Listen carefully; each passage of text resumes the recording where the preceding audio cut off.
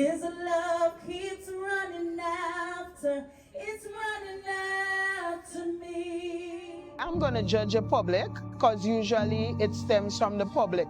And there's an old folklore saying, you're taught and have enough coconut.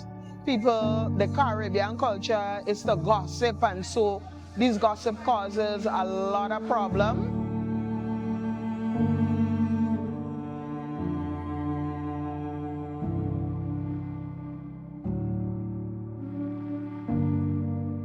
It's not good for the country and it's not good for them children. It's just another day in the life of Grenada. And that's wild to say.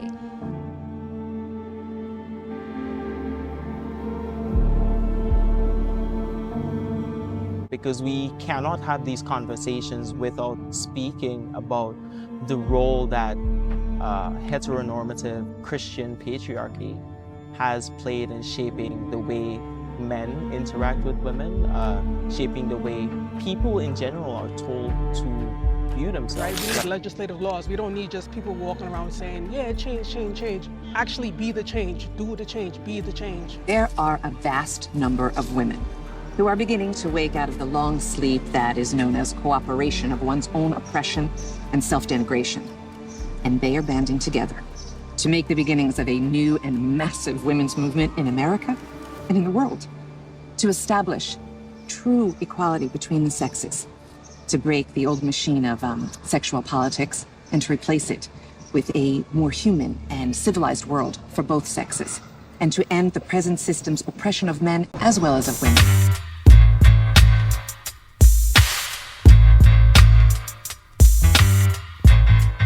Welcome back to Salt Plus Honey. I am your host, Ninqi Punch, and this is where we hold space for softness, stories, inspiration, and this thing that made us sweet. So as you guys can see, I am in the town of St. George today.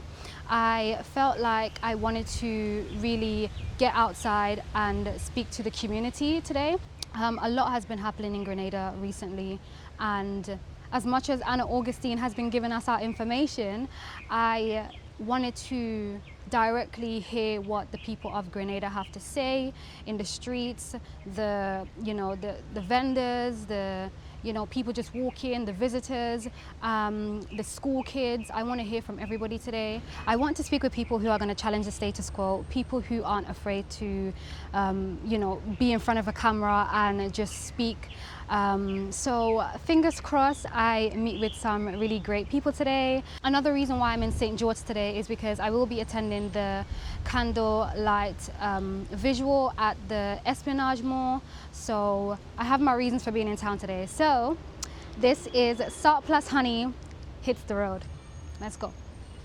My name is Miranda Gilbert from St. Andrews. With everything happening in Grenada lately regarding our women and children, how are you as a woman feeling when you walk around the island right now? I'm feeling hot, very hot.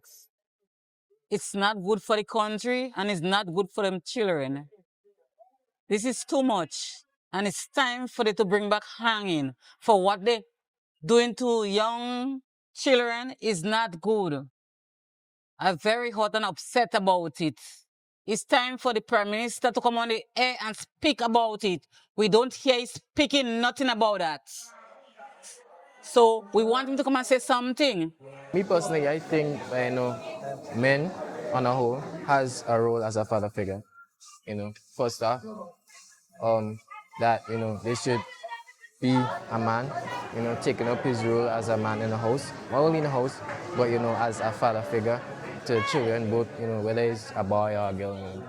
So I think that's the most important role. Yes, well, I feel women on a whole that the government need to step up and to change some laws and some system in the country, and that will able to help the people to be more safe outside. Also, young ladies need to dress themselves more decent in walking the street so that it will not attract men to think they could rape them. And we need to speak up, and the policemen need to help the people, and we on a whole need to look out for one another. My name is Lisa Ramdeen. I'm a vendor at the St. George's Market, as you can see. and men, the fathers are supposed to protect the children, but in most cases you cannot trust them no longer. You doesn't feel safe because they are the ones that are discriminating against women and also children. Because you have your young daughter, you might sexually abuse her. I mean, this is what most men like. I'm not saying that every man does that, but most of them does it. And it's not a nice thing to see and sit down there and see those to protect you in society is the ones who is doing this to you. In my opinion, if it's my parents or my family member and he does that, I think the law should deal with him just as anyone else. Because my heart goes out to the young lady the man killed in St. David's and the one in Tivoli.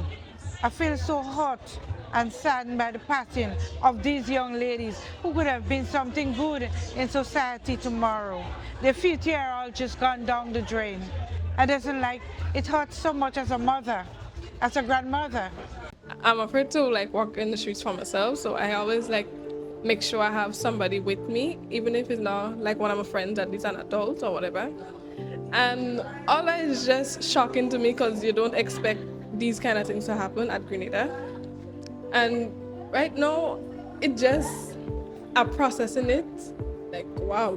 What we can do, what I would suggest is that they should, parents should, look at their children more, look up, don't make the children go any way. Make sure they have curfew, make sure the parents know who the child is going with and all of that. And personally, I find these men should, stay to themselves. And if they want to have sex, find a girlfriend or something, get somebody at your age that would want to do it with you, not go and rape and kill just so that whoever you assaulted shut them out or whatever. Update. I have been walking around for a good hour and a half, 2 hours, and what I've noticed is that it's more women that are more open to having these conversations. And honestly, the men that I am seeing on the streets, it's unfortunately not giving. They're not, first of all, their appearance is just not looking approachable. I'm seeing a lot of men who are just smoking weed, just getting on very rowdy. So that's not really making me feel like I want to approach them. However, I have been speaking to some school kids, including some boys as well. But once again, it's always the man that has done the crime but continues to evade the camera and evade the conversations. So that's just where I'm at, but I'm really glad that I've been getting a few brave people who, are open to just speaking and just speaking about what's actually going on in your country, because, running away from the matter isn't going to, to change anything. It's still going to keep being there. And yeah, so let me head back to my search and see who else I can get to tell me just how they're feeling. So my name is Ninqi Hutchinson, and I'm a media practitioner and entrepreneur. And the question, if I will protect the reputation of a man who I know or love, who have committed a crime against a woman. I do not condone crimes of any sort at any level. If somebody that I love committed a crime, I will do my part, at least to speak to them about what they have done, to make sure that they, to some degree, rehabilitate from what they would have done wrongly. But at the same time, that must also go hand in hand with the fact that they must face the consequences of their actions. The law will determine whether or not they would have infringed and to what degree will they be punished. So it is not my place to determine whether or not they should receive any degree of punishment. The law should, and so I would encourage them to go to the police and let the police take the matter from there. Would I protect a woman who I don't know if she's being infringed upon by somebody? Of course. I mean, at the end of the day, we all come from a woman. My mother, I have a wife, I have sisters, and so, I mean, if somebody's doing her something wrong and she's not able to protect herself, and I'm in a position to assist her, then by all means, I think it's a no-brainer. You know, I will do what I have to protect her. And that also goes for men too. You know, I think it's, as human beings, it is our duty to see after our brothers, be our brother's keeper and our sister's keeper. But as long as it is somebody who's not in a position to protect themselves, I think that's where we come in to assist in whatever way that we can.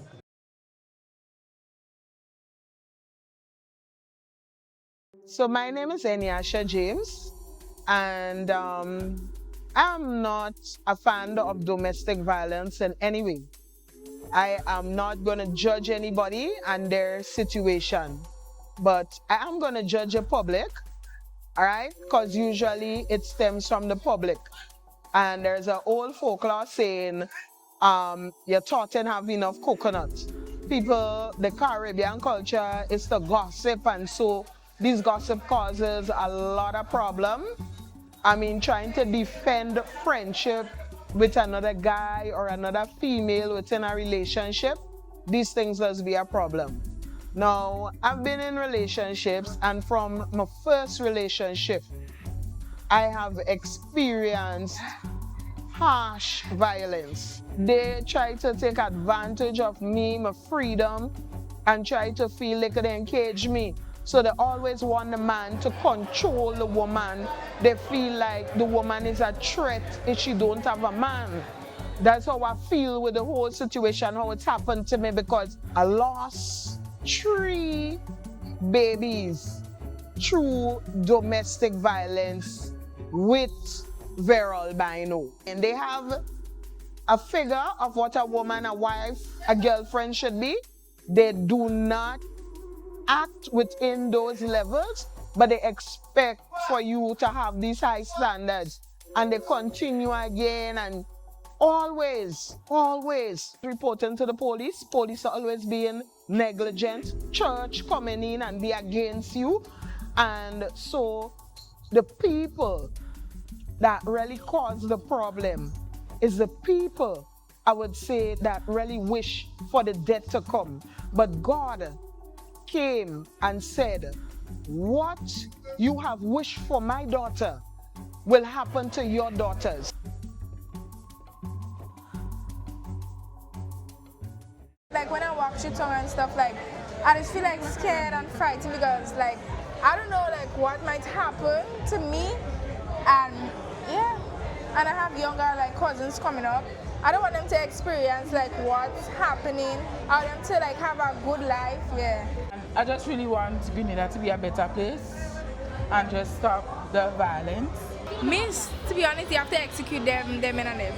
Like Guyanese, know them Guyanese and them. Guyanese are Grenadian. Well, miss, yes. Well, miss, like execute them, burn them.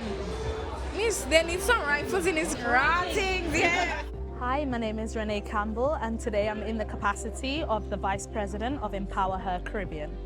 So we are a NGO, we're based in Grenada, registered in Grenada, and we exist to help with issues connected to gender-based violence. So we're here today in front of the Esplanade Mall for an event pertaining to it.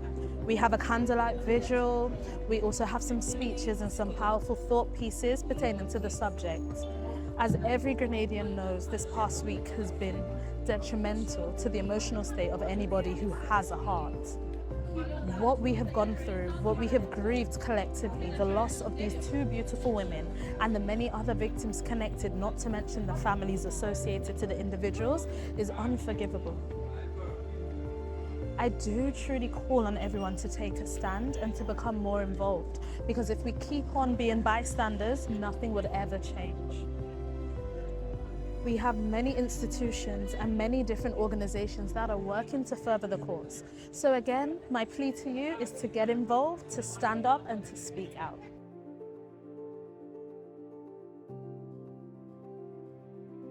I would like to draw reference to the fact that we are not here for ourselves, but for all women who have suffered unjustly at the hands of domestic violence, of gender-based violence and femicide. As proud Grenadians, we want to stand and make it clear that it is not okay.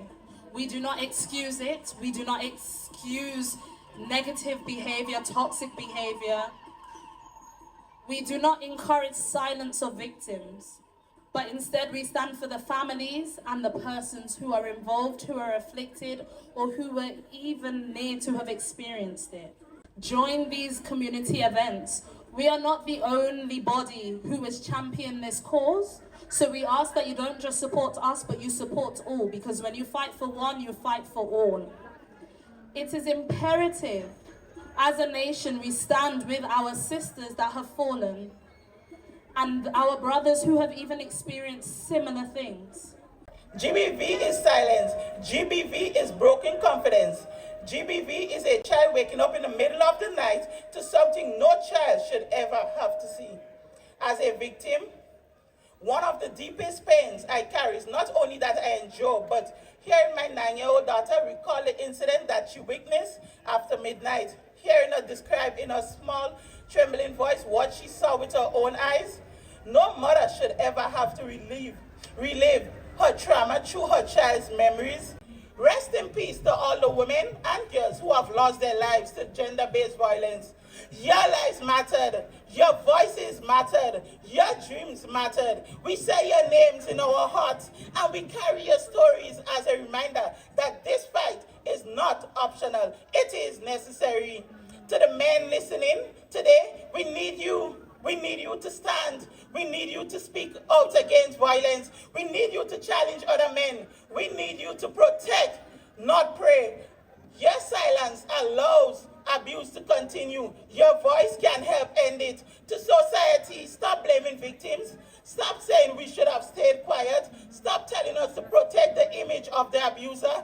Stop covering up for these monsters. When you choose silence, you choose the side of the abuser. Sometimes women have even been blamed for that violence. I can say as a girl growing up, I went to an all-girls school, and a lot of the times the teachers used to blame secondary school children for grown men coming behind you, saying, oh, you're too fast, you're too promiscuous, oh, you don't dress well, you just act like if you're a big woman.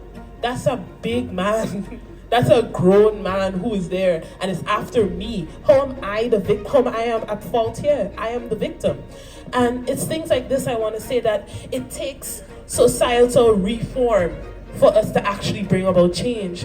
It is so normalized in our society for big men. You're seeing big men on the road, on the streets with children. You know that person is a child. You know that girl is a child. And it's so normalized that no one says anything. There have been multiple incidents when I was going to secondary school of girls being assaulted or girls being harassed by grown men, and these men face little to no consequences because they're upstanding men in society. Do you believe that we are facing any sort of crisis of violence against women? I believe we continue to face a crisis of violence among women, against women. Historically, we've had situations, and of course, as a society, we have to accept that this is unacceptable. Today is Sunday in Grenada, and honestly, this weekend has been very quiet for me. I've just been inside. I've been, doing a lot of research, editing. And today I decided to come out and film another part of this documentary. And I've written a few notes. There is a lot for us to dissect with Grenada and just our society on a whole, relationship between man, woman, sexual assault, trauma. There's a lot to unpack with what's going on right now in Grenada, and it's not just a one done conversation. These conversations need to be happening more, because that's honestly where the healing begins. So I'm just doing my part, and I also want people to do their part as well, because this crisis, this tragedy that just keeps on repeating for cycles and cycles and cycles. It really needs to dissolve and to just dismantle, because it honestly just isn't serving anybody. So I digress. Let me jump straight into my notes. So a really big thing that I, along with other allies, for this mission, have been noticing that a lot of influencers and change makers in Grenada, they have yet to speak out about these situations, and that's honestly a pattern that I have realized, and I've been clocking this pattern for, well, the whole duration that I've been here for. And the thing is, I understand that these conversations are very tough to have. No one wants to talk about women being sexually assaulted. No one wants to talk about kids being murdered. We don't want to have these discussions. We don't want to be having discussions about, not feeling safe in our own back garden, backyard. But this is something that is happening in the country. This is something that is happening to people, especially women and kids. And it's something that everybody, especially women, need to speak about. Because I, for one, I don't want to be feeling unsafe walking in a place that is supposed to be paradise. This is supposed to be paradise. Honestly, where I'm at today filming this, it's paradise here. Like, I genuinely feel so calm, so relaxed, so at peace, so safe. And this is how I want Grenada to feel, So that's just like a really key point that I've noticed. With the patriarch, it only sustains the person at the top, because everybody is, funneling to the top. So the people in power, the people who have influence, they're usually the ones getting the opportunities. They're usually the ones that makes the rules. They're usually, the high society. And then you will have the middleman, and the middleman is, people that, benefit the people at the top, And then you have the people at the bottom who just don't even matter. You're not in the circle, so we don't give a fuck about you. And then on the next hand, you have the matriarchy, and matriarchy is a circle. Matriarchy is, the mother and the child are at the center, and, men are also in that. Men are, upholding that circle. Men are upholding that circle to make sure that everything is safe, everything is nurtured, everything is running smoothly, there's no threats. And the woman keeps everything moving inside the circle. So that's all about community. That's all about love. That's all about everybody eating. That's all about everybody winning. And it's very telling here in Grenada who has the influence and obviously who don't, as well as when they have the influence, what they are doing with the influence. Because change makers in Grenada and influencers in Grenada, big influencers who have a large following in Grenada, I haven't seen everybody page quiet. And that's what they do. When there's a particular heavy, hard issue at hand, people go quiet. And they're like, okay, cool, let me stay quiet. It can blow over in a week or 2 weeks, and then we can start popping out again. No, this is not something that is gonna just pop in, because it's affecting women and children, and people are losing their lives. I don't know what more is more important, more pressing than what is happening right now. Another great development that I noticed today was, or I was taught today, was I was actually watching Natural's video, and she was talking about childhood trauma in the Caribbean, and she obviously spoke about what was happening, and this video, I think 2 days ago, but it's a recent video concerning recent issues in Grenada. And she was basically just telling us that, you know, her previous husband, he never used to like her touching his boxes. And she was saying that she then realized that a lot of men in Grenada have been sexually assaulted. So that is a big reason as to why, you know, a lot of women are also being sexually assaulted and murdered, because, you know, the men haven't healed from their trauma and they're then going to inflict it on women and children. Because, you know, society, patriarch teaches men to, you know, uphold this image of strength and of power. When they are defiled in that manner by their own gender, they feel powerless, you know, they feel vulnerable, they feel weak, and they don't obviously want to, you know, tell their brethren, oh, boy, yeah, you know, boy, I get assaulted, you know. Like, a man is not going to want to tell another man that. So he's going to take matters into his own hands to reclaim his power. And he's going to reclaim that by violence, by aggression, and by force. And he's going to do that to a woman or a child who's even more vulnerable and innocent than an adult woman.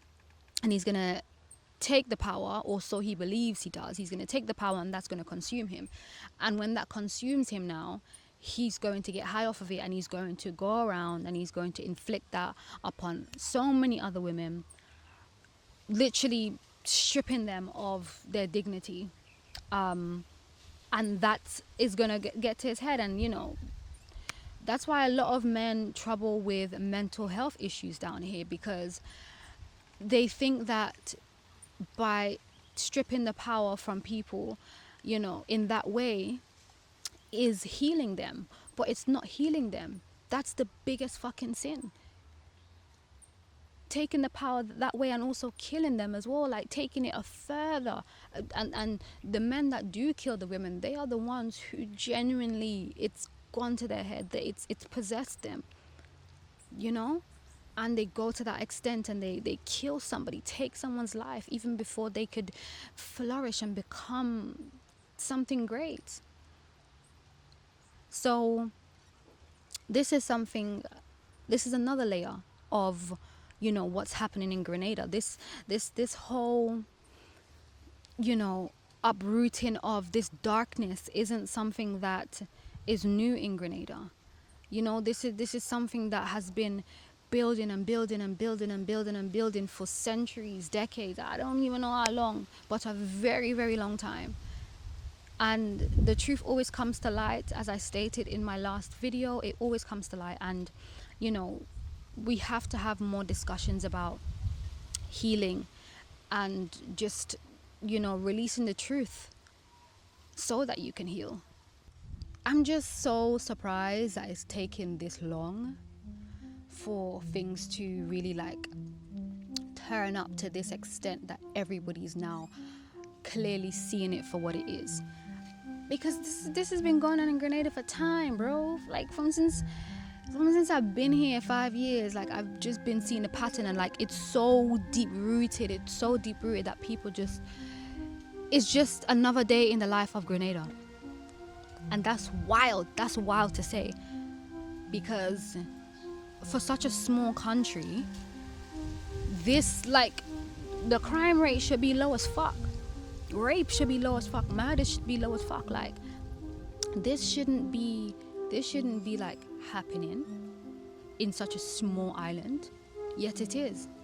So I just want to say that I know there are people's repetition and, you know, business owners and, you know, people want to have a, you know, a polished look about themselves, you know, but this situation isn't a proper situation. This isn't a polished, clean situation. This is the country that we're living in, and this is what's happening in the country. And honestly, like, this is a pattern that I've also noticed. There's so many patterns. There's so many patterns if you just look and observe. But honestly, I would really love to see more people fighting for Grenada, because when carnival time come around, Grenadians, you're hearing Grenadians left, right, and center. You're hearing everyone's mouth, bro. Everyone's story is popping. You're hearing people, talking about this and talking about that, and just like everyone's input when it comes to carnival. Like, you see the love and the passion when it comes to carnival in Grenada. Grenadians love Grenada. They love their country.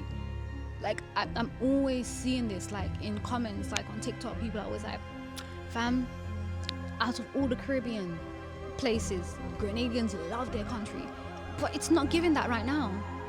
Unfortunately, it's not giving that right now. So if people don't want to speak out, if certain influencers want to, keep that clean, polished look on their feed, then you're doing women a very, very big disservice. And it's just disappointing, really and truly. Men are already disappointing us. Now you're gonna come and disappoint us. How is things gonna change? So I just want to end this because I don't want to be too long, and the sun is just beaming down on me. But I mean, it feels nice. But I want to end with saying that everybody can do something. There's organizations in Grenada. You can reach out to Lena Marshall Foundation, or Empower Her Inc., the event that I went to on Friday. That event, honestly, kudos to those women in those organizations. You guys are doing such an amazing job. I was genuinely moved by the speeches. It was very empowering.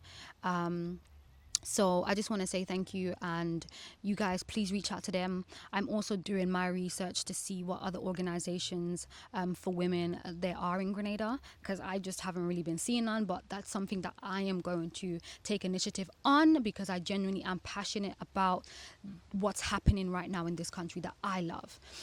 So the influencers and change makers of Grenada need to do more, especially women who are mothers on the island, because your children are growing up in a country that no longer feels safe. So I understand that people are finding it hard to process what is going on, but you really have to push your capacity. Just wearing black for a day and then carry on with the rest of your days, your weeks, like nothing's happening, isn't doing anything. It's not benefiting anyone, and it's honestly doing a disservice to women. So push your capacity. What the fuck is going on this planet? What the hell is wrong with every single one of y'all? God damn it, I need to know now! Who set all this shit up? This issue that we're seeing now with gender-based violence and sexual violence and the semen prevalence, as you've talked about, is indicative of a much larger issue that has existed for a very, very, very long time.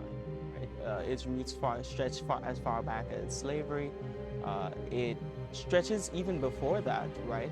Because we cannot have these conversations without speaking about the role that heteronormative Christian patriarchy has played in shaping the way men interact with women, shaping the way people in general are told to view themselves, right? The social scripts that we are assigned during our formative years shape the adults that we eventually become, and that shapes the world that we create.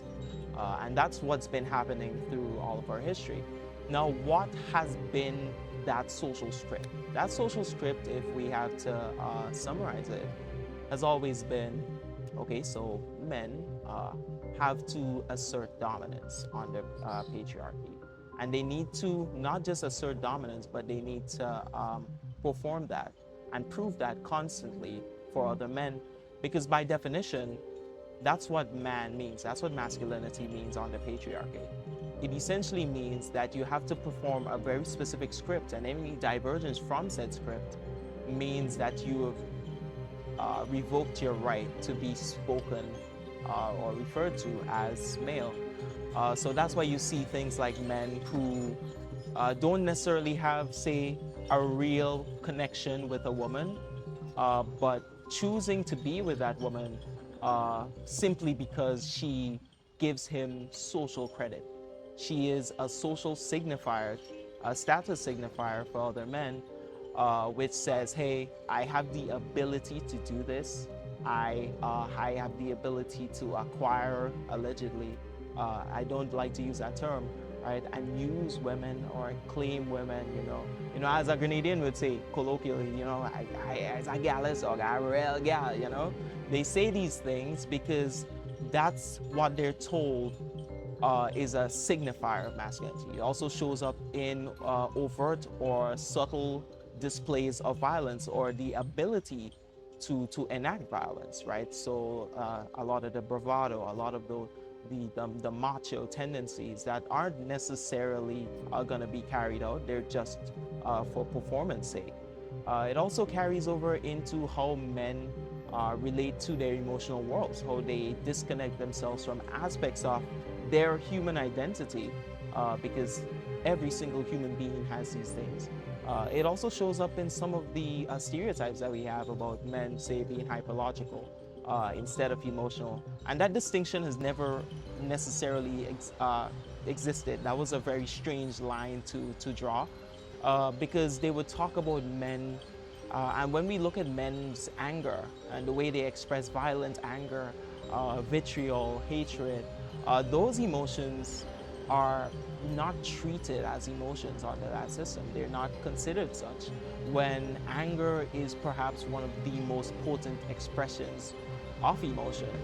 Someone may jump to the fore and say, not all men, and that has never been the point, because it was a foregone conclusion that it's not all men, right? And I think most people who speak in good faith aren't gonna willy-nilly just blanket statement every single man, right? I'm sure a lot of those people have men in their life who they consider, men in their life they trust, men in their life that they care about, right? Some of the people who champion some of these causes, some of the women especially, right? They're mothers, they have sons, right? They have fathers, they have brothers they care about. So I think it has always been a foregone conclusion, and it's always been a really weak conversation point to bring up the obvious fact that it's not all men. Now, as far as how do we tackle these issues, because I think the least effective way to tackle this is outrage. And that includes, and for some people this may be difficult, but that includes outrage against men as a whole, right? I think what is needed is scrutiny, a demand, a very firm demand for accountability, 100%. I don't think by recognizing the humanity of men, we have to be lenient with inexcusable behavior. 100%, we cannot afford to make this a gentle tap on the shoulder. It has to be firm, it has to be a firm grip, and we need to be championing this uh, on many fronts, right? Because this is a multifaceted issue. It's a combination of economic insecurity. It's a combination of socialization, historical disenfranchisement of Black people, the colonial Christian history that we have here in the Caribbean. There's a lot of things to contend with, and a lot of those things, unfortunately, are going to take a very long time to shift over time. But there are real actionable things we can do now, which means we have to embark on a mission of large-scale re-education. It starts really simple, right? Little children in school getting educated about these things. Children getting checked when they espouse values that are inconsistent with what we're trying to accomplish, right? And it's, of course, it's not reprimand. That's another thing that I want to touch on. The culture of corporal punishment in Grenada is one that also incentivizes and encourages violent behavior. It tells people that it is a okay way to resolve conflict, which is what we see with a lot of these men, right? They resolve conflict through violence. Just the other day, there was another violent incident in Mount Horn, and the woman was gravely injured. And from eyewitness accounts, there was some sort of tension between the couple, and that man saw fit to enact violence as his means of conflict resolution, when there are much more effective methods, but men are disincentivized socially from pursuing those methods. You know, therapy, for example, is seen as effeminate, which obviously doesn't hold up under any sort of logical scrutiny. And these are things that men haven't been taught to do. I think people conflate things and make them into intrinsic characteristics. Like empathy is a skill that you learn, right? The reason why you're hyper empathetic as an adult is because you probably cultivated that as a child, right? People who haven't been taught that, people who haven't been afforded the chance to cultivate that skill, are gonna have deficits in that area. And this is why we need to start young. The age of consent in Grenada is 16 years old, and by most metrics, right, by pretty much every metric you can think of, a 16-year-old is still a child. They're incredibly naive, and if we haven't given them the tools to navigate things by the time they get to the age of 16, we're going to see them making subpar decisions through no fault of their own. It's through the fault of us, the adults, who fail to educate them properly, who fail to guide them and give them the tools that they would need when they inevitably encounter these situations in life. So I think we need to approach this from a variety of angles, and I think those two are probably ranked highly amongst the two that we want to focus on.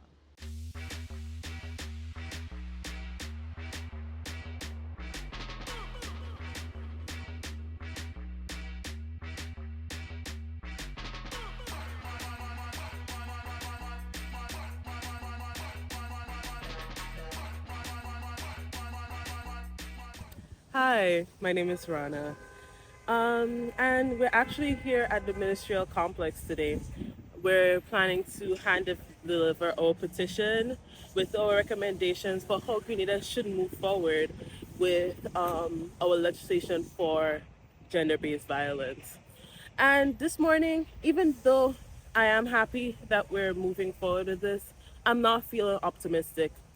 Like, it's a group led by young people, and it's mostly young people that's going to be here this morning.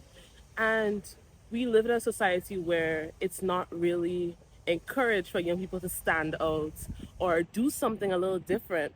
And even if they try, you just view them as kind of like a dumb young person who don't really, or a naive young person who's not really sure what they're doing. Because even this morning, I told someone who's close to me that, hey, I'm coming to do this. And she literally said, I'm going to sit back and laugh at y'all. So even though I'm not feeling optimistic, I am happy that I'm here, and I'm still motivated to actually do something for Grenada and not just sit back and rely on politicians to really make the changes, when it should be the people that's putting forward these changes. So yes, thank you.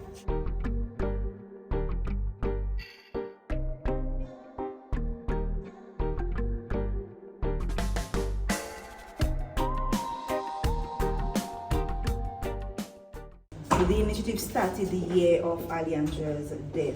So am I right in saying that you guys would have known her personally? Some of us knew her from courses. I believe one of my colleagues had a research course with her. So it's something that personally hit us at the time. Right, you know, we grew up hearing about gender-based violence, but we were at the age of younglings and smaller people. But now that we're older, we believe that it is time that, you know, an actual force is pushed for this type of change. And as it hits close to home, it will cause people to want to go forth and have that change. So I think that materialized into what this is today. The story to report: a group of young people from across Grenada has come together to form a new advocacy organization aimed at tackling sexual and gender-based violence. Shania McIntosh has more.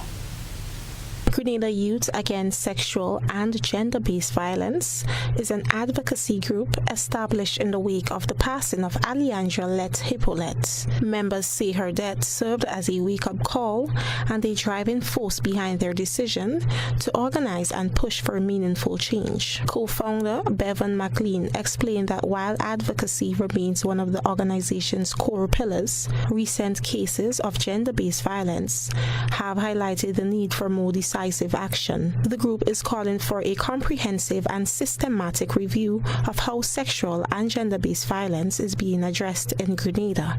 Legislative reform is not the only thing, right? Penalties and re-examining perpetrators and the prison system is only one part of the process. Long term, what we actually need is large-scale societal change, changes in behaviors, changes in attitudes, changes in perceptions, but that takes time and education. Earlier today, members delivered a formal petition to the office of the Prime Minister at the ministerial complex, calling for a national review of the country's response to sexual and gender-based violence. The group has set April 9th as a responsive target, giving the Prime Minister a one-month deadline. Group member Ruana Williams told GBN the public support is important to the movement's success, emphasizing the primary objective remains meaningful reform within the system. Been making the effort. We want to see that. So even though, yes, we want the support, our main goal is to see change. And if the support that we're getting does not align with that goal, then ultimately we will stick with who does align with that goal.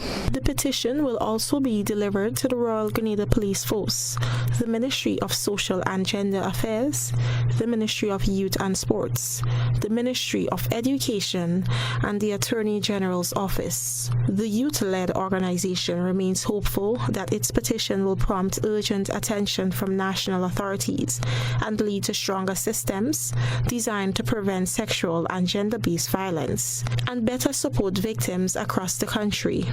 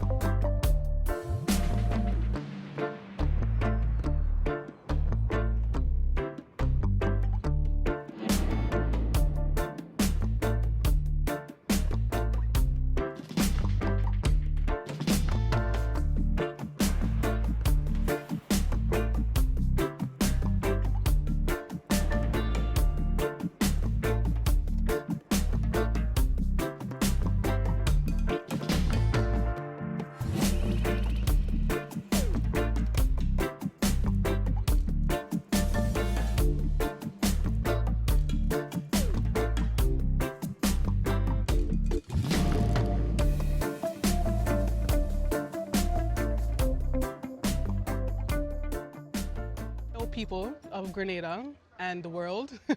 I am at the Carnage in Grenada, and I am at an event for women, and it's pretty much about the violence against women and children, and trying to take a stand for it.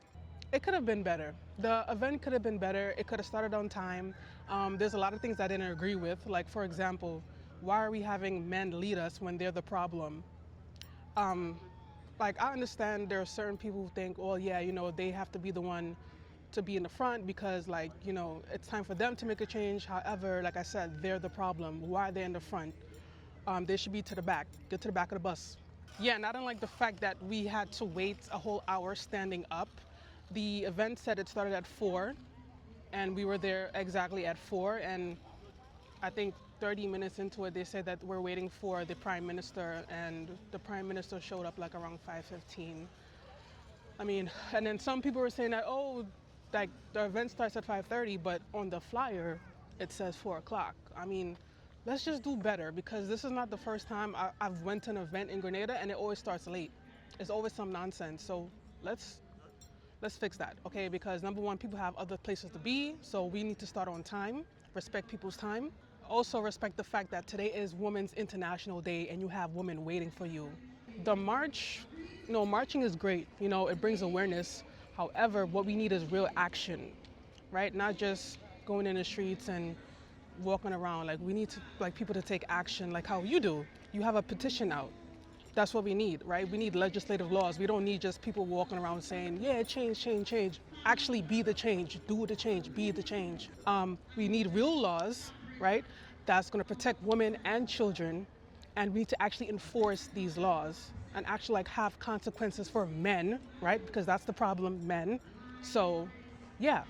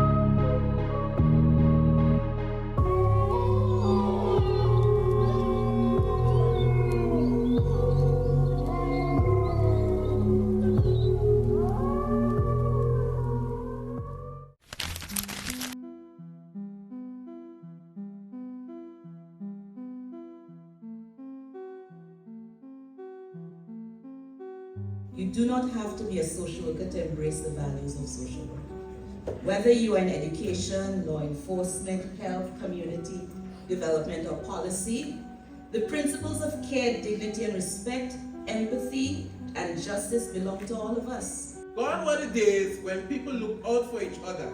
You could well be dying while people look for humor. Acts of selfishness are at the peak today, as our dear children don't even know how to play. In the midst of people, they are all lonely. Everyone's on their phone. Watch them close.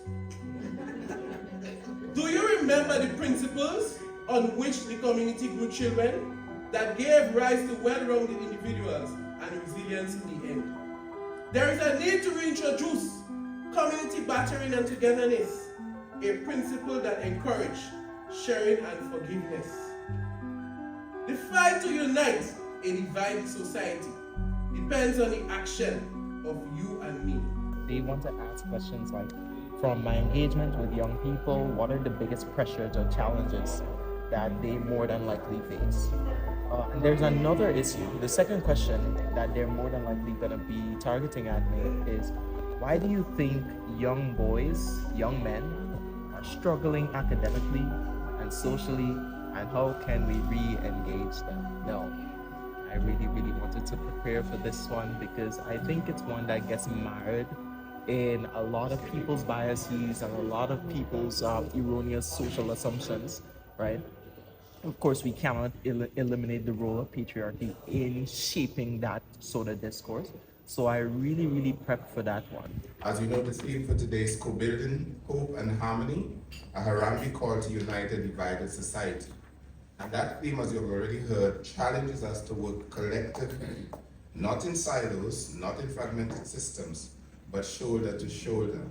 After very many years, we've had many conversations about better coordination and better mechanisms for ensuring a smooth flow of services. We're having the conversation again today, so hopefully beyond today, there'll be more action. What are some of the key problems that Grenada faces as a society? Gender-based violence and family violence are key among those challenges that we must confront. As to our teen alcohol and drug use, truancy and the decline in academic performance among boys, rising youth involvement in crime, teenage pregnancy, parenting challenges. I think it's very important for us to examine our economic vulnerability.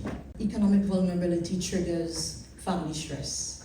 And we work with people, and people come from family. And these family stress, we often see so many of our young people having experiences of marginalization, and not even mention our aging population.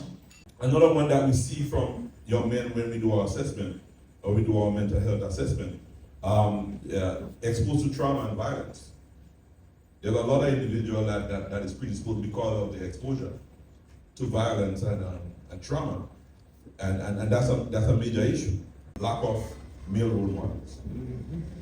So from your engagement with young people, what are the biggest pressures or challenges that they see they're facing in society? Economic uncertainty, right? I think both of them touched on that a little bit. Another thing is a generalized cynicism around employment and employment opportunities, particularly in fields that aren't traditionally rewarded in Grenada. They don't have avenues to get into those. That's another thing. And another issue that I think this one's really important, and we can probably tackle that from the social sphere, is a lack of institutional faith. So what does that mean? It means lack of faith in the structures that we have in place around mental health care and the emphasis that we place around that. Because, of course, there's a lot of stigma around it, but I think a lot of it has been breaking. And for the young people who have been breaking the stigmatized realities we have around mental health, they're entering a world where they realize, even though they've personally broken those barriers, the social structures we have in place don't provide them with adequate support. School as it is now is a system that rewards very specific conformist behavior. It doesn't reward divergent thinking for the most part. Of course, there are isolated incidents with teachers who value certain things, but as a whole, it doesn't really value and reward those sort of behaviors. And what it does punish are a lot of behaviors that boys exhibit. Now, I want to tackle this issue from two fronts, because I want to tackle it from the school front and from the boy front, the way we socialize our little boys, because the way we socialize young males, little boys, is part of the reason, but that's not the only thing. Another thing is pervasive patriarchal male privilege, and another thing is this social concept of male flight. And I'll touch on each of those briefly before we get to get to the solution. So male socialization, I'm sure you've heard terms like, girls should be seen and not heard. There's a saying in Jamaica, they basically say, tie the heifer, loose the bull, right? And those sayings, they serve a very, very important role in socializing our children. So it teaches girls, it gives girls a skill set, it rewards a certain skill set that is very, very highly rewarded in the school system. So girls are basically trained from birth to excel within the school system as it is now. But that was during a time where girls were educationally disenfranchised, so that isn't a real data set to count on. When men are struggling, when, as he said, we are seeing these signs in the school system, men are allowed more of those privileges in that case. They are rewarded with more concessions, where a girl, on the other hand, would not be rewarded in the same way if she displayed deviant behavior of that kind. And the other thing is male flight. Now, male flight is a little bit more nebulous, so I won't spend too much time on it, but it basically describes how men tend to move out of spaces once it gets more dominated by women. And that contributes to a few things. Men think school, and little boys consider a lot of academic activities, a lot of things associated with school and around education as feminine. Of course, we know that's not true, but that contributes to something that is very important with male socialization. Men are socially rewarded for conforming to things that signal their masculinity in that case. And if we devalue school, if we consider school to be something that isn't feminine, isn't masculine, You know, men shouldn't care about all this school stuff. They should be in more this, that activities. Okay, so this is a quick update. Things are moving swiftly. There are a lot of heavy topics that we are discussing today, and I'm really intrigued to see what the audience, will have to say to the panelists, because we will eventually get into further discussions and group discussions. So I'm really looking forward to that, because I do have some, really pressing questions that I would love to ask. And as for Bevan is definitely, the guy came prepared. Last night he was just getting everything, sorted. He's been doing his research. And as you guys can see from the previous clips, people are really like, it's very thought-provoking, the discussions and the topics that he's raising. So I'm really proud of him. And yeah, I'm really happy that we are, standing firm and, just representing our organization well. So yeah, let me hurry up and get back. We need training. We have a creative idea. We know we cannot employ a whole set of social workers in the prison, right? Train prison officers themselves to be mentors. And an idea that I explored some years ago, train some of the inmates themselves, the prisoners themselves, who have shown rehabilitation to themselves be, you want to use the word, big brother, we call them, to train them. So Grenada recently saw a shift in its international safety ratings. While tourism is vital, how are we ensuring that the safety we promote isn't just a facade for visitors, while our own young men continue to face increasing involvement in the justice system? Or we may just want to ruminate on the question if nobody feels that they want to offer an answer, right? I think that's a serious, question though. Yeah, Bevan? That issue, right, especially with all the safety advisories around Grenada. Now, of course, I think there are larger geopolitical factors at play, especially when we consider America and their advisories, right? But there is a very real problem of violence in Grenada. And of course, the organization that I co-founded is based around a very, very specific and very pervasive subset of that violence, sexual violence in Grenada. And that has in some ways been a contributor to that advisory as well. It goes back to everything we've been talking about today on this panel: education, interventions for young children from the very beginning, the way we socialize boys, things I've talked about, things she's talked about. All of those things come into play to explain the social reality we live in, where Grenada is not a very violent country, but the percentage of violent crime errs to the side of gender and sexual violence. There's a very, very pervasive reason for why our little boys feel like it's okay to say certain things to little girls, and why they grow up to have this idea of entitlement when it comes to women's bodies. Point to one sex offender program intervention in Grenada.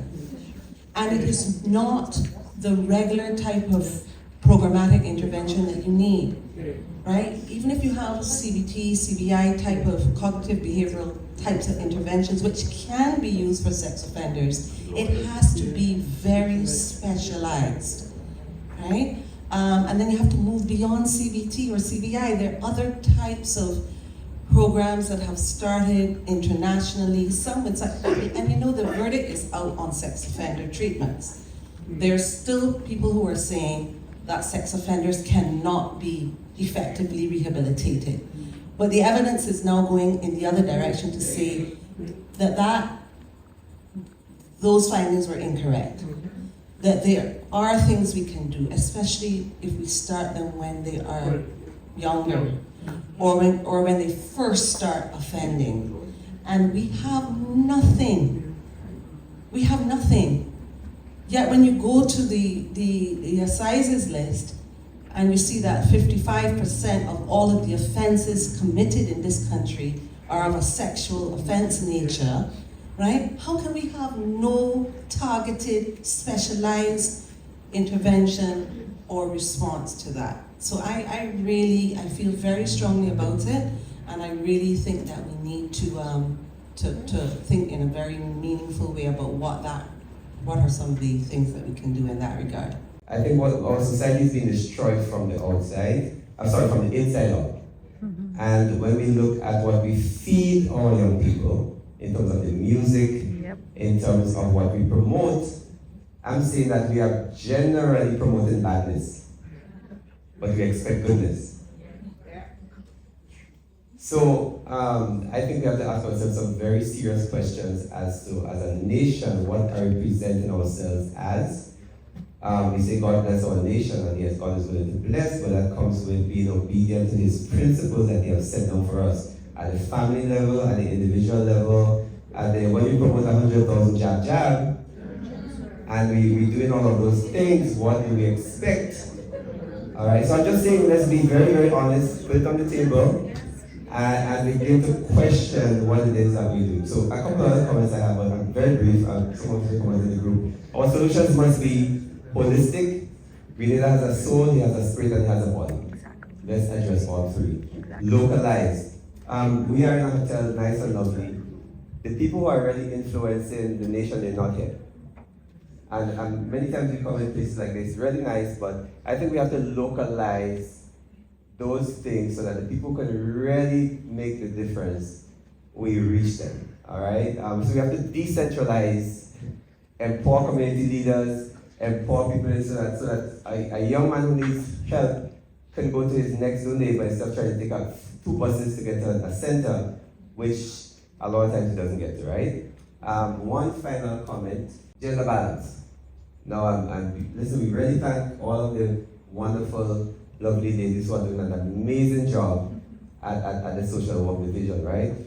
One guy, how can we address that? Because if we say that the bulk of the challenge we face are with men, but the bulk of the people who are bringing solutions are women, I'm saying we have to understand how is that impacting the results that we are seeing. All right, and begin to address why are men falling off. I mean, I'm very happy that a young man, Brother Devin, is on the panel because we need more representation. And then finally, when we turn on the news, most times we see bad news, right? And they said that bad news sells. What's happening in this country? We are the young, productive, forward-looking parents who are raising good children. Why are they not being featured on our media?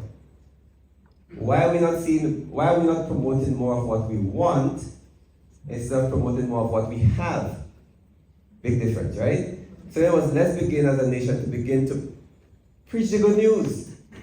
You know, marriages are working 40 years, 50 years, celebrate. Children that are doing really well, celebrate that. You know, communities that are doing well, let's look at the best practices and begin to benchmark and begin to really promote Grenada as a nice, let's get Grenada singing again, let's get Grenada, you know, community again, build a patriotic spirit, not the spirit that says I want to be wild and behave bad and drink all the rum I want to drink and stuff, right? But begin to speak blessing over our nation.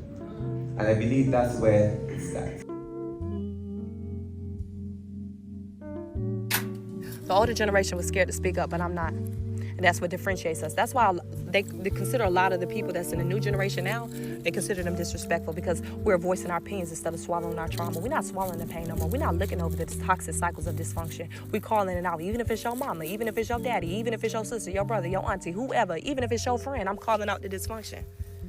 See, that's the thing. Erykah Badu said something that was really profound, and she said, in order to figure out what's poison in a garden, sometimes you got to disturb the roots. And that's what people don't understand. Healing is messy, baby. When you are breaking those generational curses from dealing with long cycles of narcissists, long cycles of alcoholics, long cycles of abusers, you got to disturb some stuff. You got to disturb some stuff. You got to call out the truth. But when you do that, they're going to make you the villain. But that's okay, though. Because I learned for so long, I was suffocating a part of me that was connected to my testimony. This could help heal somebody else that's scared to speak out about it. But they're going through the same exact thing. So guess what I'm going to do? I chose to live authentically myself. I choose to live out, heal out loud, and heal in silence at the same time. And if that offends you, whoop-de-doo. I'm not brushing disrespect under the rug, but at the same time, we need to address that.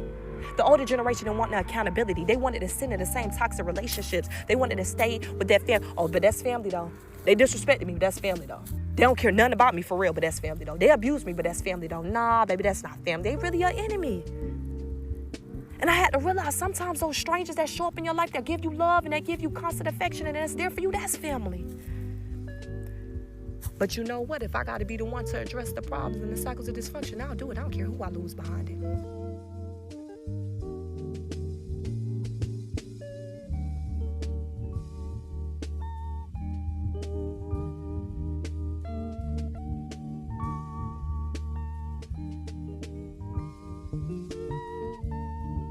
We need leaders not in love with money, but in love with justice.